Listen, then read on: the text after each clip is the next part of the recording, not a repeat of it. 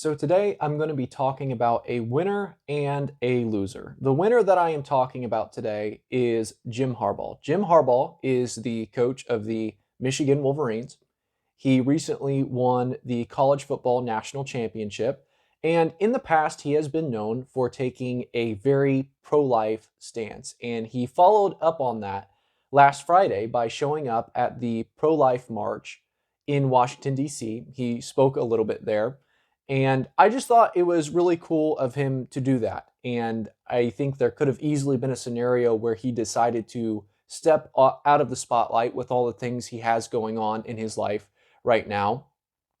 And he took a risk. He took a risk by sticking to his guns. There are a lot of discussions and rumors about him potentially going back to the NFL. There's people are always talking about what teams might want him, what teams are trying to hire him. And I've also heard that Michigan is restructuring his contract a little bit to try and get him to stay. So for Jim Harbaugh, right now, he's kind of in limbo. There are tens of millions of dollars at stake for Jim Harbaugh right now. And he could have easily said, I've got my national championship. I've won my ring. People are looking to me to potentially lead their franchise as a head coach. I'm not going to be political. I'm not going to be divisive. I'm not going to put myself out there. But even though he had something to lose, even though he has millions of dollars on the line, he still put himself out there to stand up for what he believes in. And for that, I would like to say that he has my respect. I respect that a lot, especially if you have something to lose. And congratulate him not only on the national championship victory, but also for taking a risk and standing up for what he believes in. Now, pivoting to the loser, Ron DeSantis has dropped out of the presidential race. He has ended his presidential campaign and has endorsed Trump. And this is coming after him and the rest of the Republican nominees being thoroughly dismantled by Trump in the Iowa primary. And this is embarrassing on two different levels. It's embarrassing, first of all, for DeSantis, the individual. When it comes to DeSantis, a lot of people looked at him as the good alternative to Trump. They thought that he could go toe-to-toe with him. They thought that he could be a good rival to Trump and maybe surpass him and win the Republican primary and potentially become the president of the United States. All of that turned out to be not true. It's hard to believe that somebody who couldn't even run his presidential campaign successfully could somehow lead the country. But, I don't just want to crush him because obviously there's a big difference between leading a state and leading a country. And some people just aren't cut out for it. But even if that's not where DeSantis is supposed to be, if DeSantis is not supposed to be the president of the United States, it's still embarrassing to lose in that kind of fashion. And to go back to football for a second, I'll give you a football example. In the NFL, there is kind of a cycle of coaches that come in and out at any given time or throughout the year or maybe at the end of the year, more specifically. At the end of the year, they call it Black Monday, and this is the Monday after the regular season ends. Coaches get fired, and people are looking to fill those spots for the offseason and for the next football season. And in the NFL, if you are an offensive coordinator, a good offensive coordinator, then teams are going to start looking at you to potentially replace the old head coach. If you have had consistent success as an offensive coordinator, then organizations are going to be interested in you as a prospect to potentially lead the entire team and be the head coach.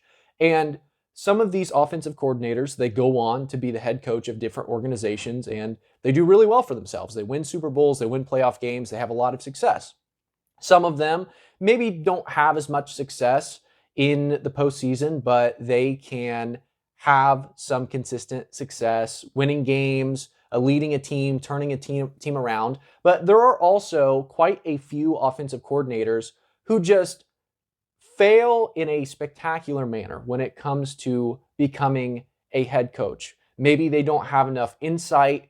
Maybe they don't know how to balance the problems of the team, the culture of the team. Now they're in charge of the offense and the defense. They have to have a wider vision for what they want the team to be. And some of them just can't pull it off. And they have to go back to being an offensive coordinator. And I think something similar has happened to Ron DeSantis. You can look at him, all of the good things that he's done in Florida.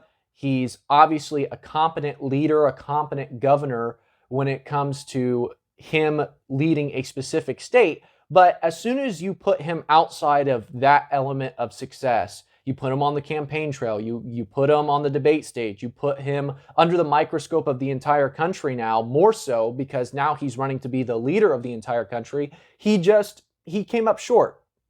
And I think he did okay. I think he did a fairly good job when it comes to debating the other Republican nominees on the debate stage. But his campaign, it's a failure. His campaign is a failure. And he did not respond to the criticism and the insight that people had to his campaign. And it just wasn't enough. It wasn't enough to overtake Trump. It was not enough to defeat Trump. And he really didn't even give himself a good shot.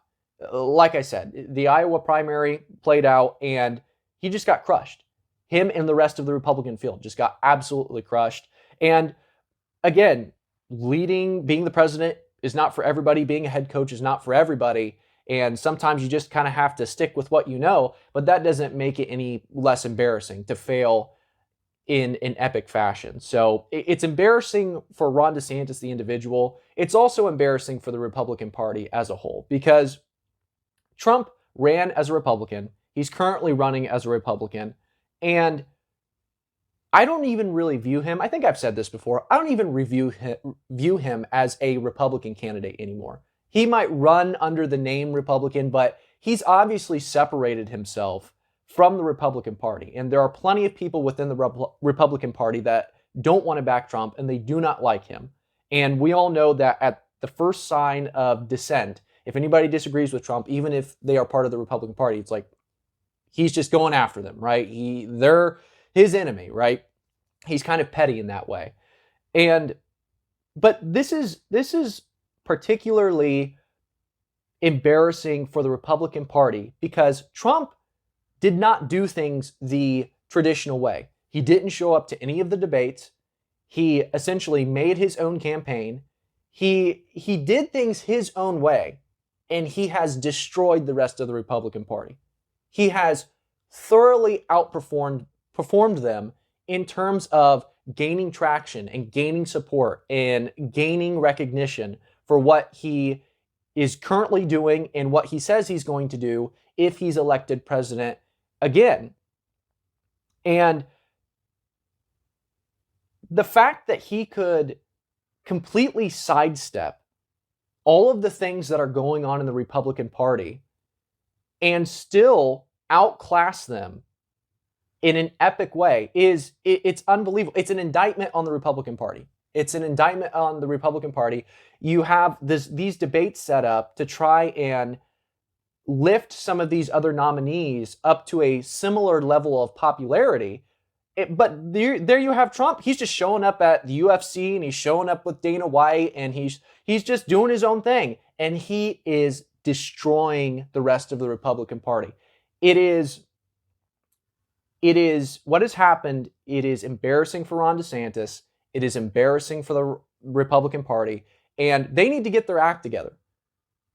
They need to get their act together and hope that this doesn't become a norm.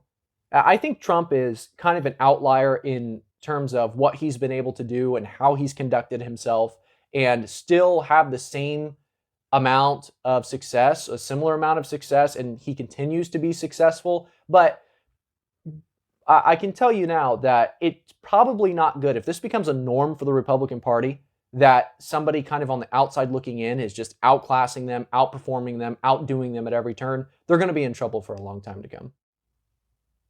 It is a new year, full of new goals and new challenges. And I'm going to add one more to your list. I challenge you to stop what you're doing, whether it's on Rumble, TikTok, Instagram, or YouTube, and give my page a like, a follow, a subscription. That would be awesome. Still want to boost those YouTube numbers a little bit. And if you guys are interested in catching more of my content or never missing any content that I release, you got to give me a follow. You got to subscribe.